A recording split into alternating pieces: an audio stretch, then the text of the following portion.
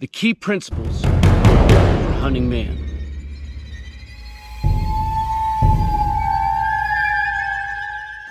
Whether you're conducting a search and rescue operation or working through a contested environment, there is an art and a science to hunting man that begins with building a profile of the isolated individual. We can begin by seeking answers to a few clarifying questions. Who is it that you are looking for? What is their mental state? Are they smart and assertive, logical, independent, and prepared for the environment? Or are they depressed, possessing a poor self-image, immature, and unequipped? What was the status when they became isolated? Were things going generally well? Are they in good health? Why were they in the area to begin with? And what would have caused them to venture off? Finally, what do they know about you?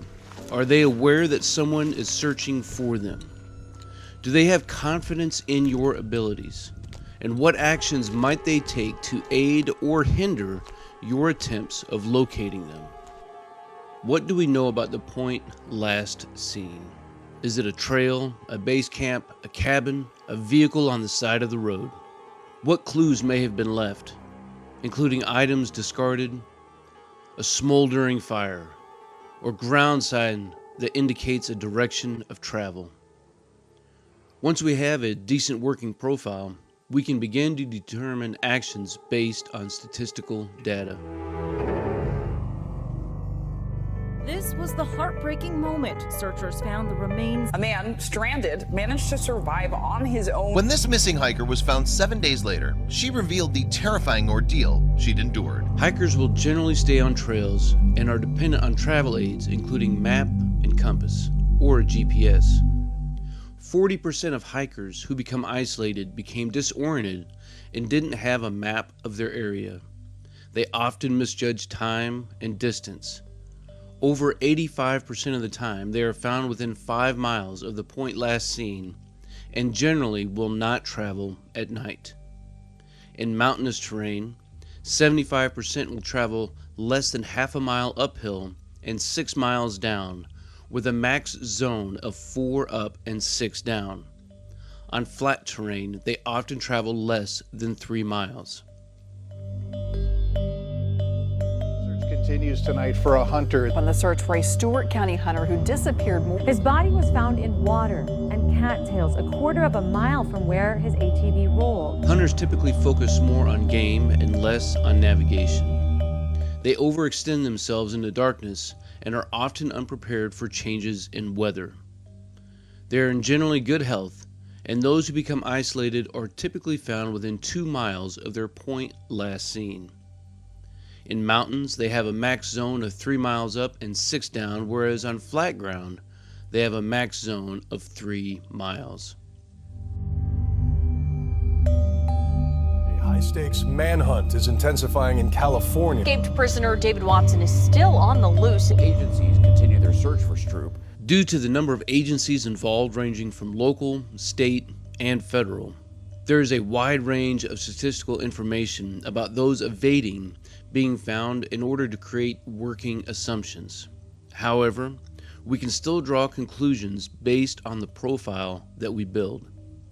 Does the individual have an assumed destination? Are they adequately prepared and trained to navigate and survive the area that they are in? These individuals may likely work against conventional actions taken by traveling uphill and using vegetation and terrain to help mask their movement in an attempt to evade discovery. The escaped convict is likely to leave more sign as they work frantically to increase distance from their point last seen, whereas a scout ranging through an area may be much more methodical in their routes. It happens every year. A family of 3. 2 people in one day. The science of hunting man provides detailed search information based on the subject you are looking for.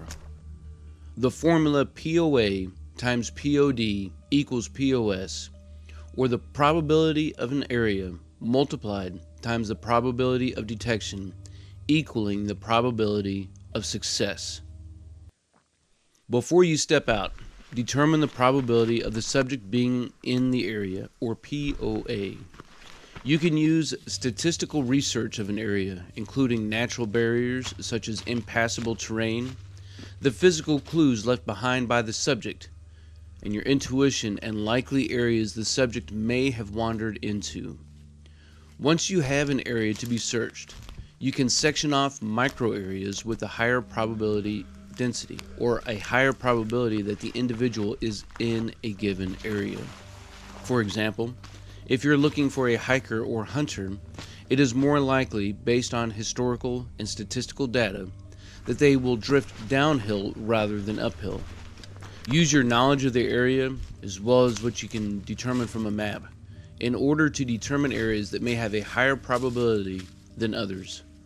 There are multiple searching techniques that you can use to help limit the area, including road and trail blocks, lookouts, track traps, and even string lines. In general, it will take a 10-man team 4 hours to search 160 acres.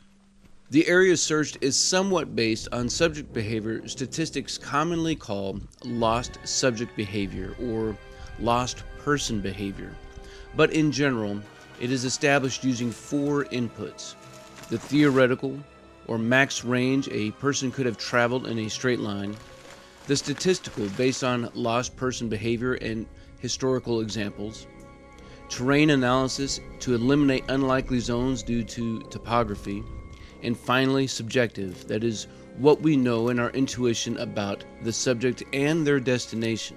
The probability of detection is generally used to quantify a search effort. For example, we have a 50% chance of discovering the target if the target is in the area. There is a distinct bell curve between the probability of detection and the spacing between the searchers. Every location is unique, but you should determine the probability of detection before initiating your search. What was the subject wearing? Camouflage? Natural colors ranging from green to brown?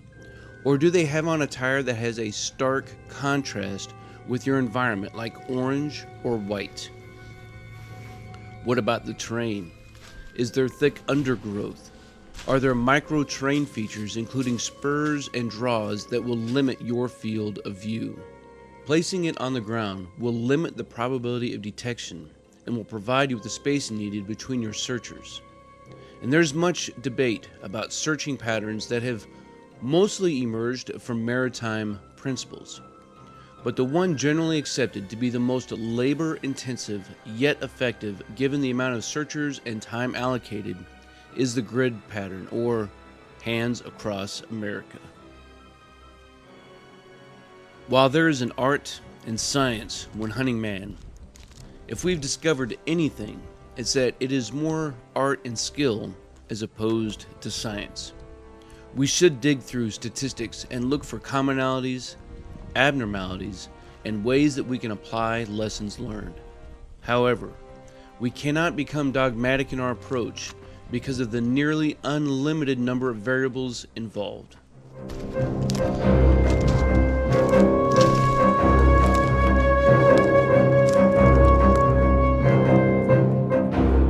Alright team, I hope you enjoyed the content of this video. If you did, make sure you leave a few comments down below. That way we can continue to keep this conversation rolling. As always, until then, you stay out there, you keep grinding, and you stay stoked.